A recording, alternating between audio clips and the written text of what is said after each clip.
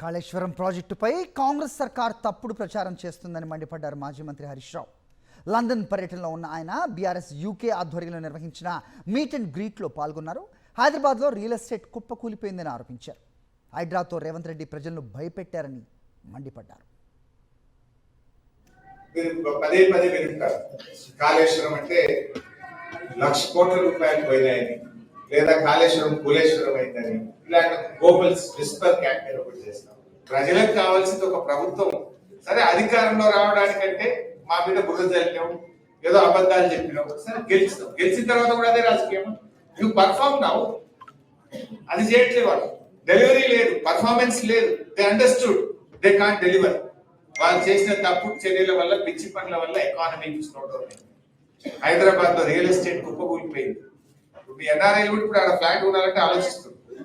హైడ్రానట, ఇంకేందోనట భయపెట్టేసింది రేవంత్ రెడ్డి. భయపడిందా లేదా?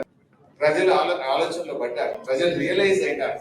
డెఫినెట్ గా రేపు మళ్ళీ వచ్చేది బీఆర్ఎస్ గవర్నమెంట్. బొమ్మాటికి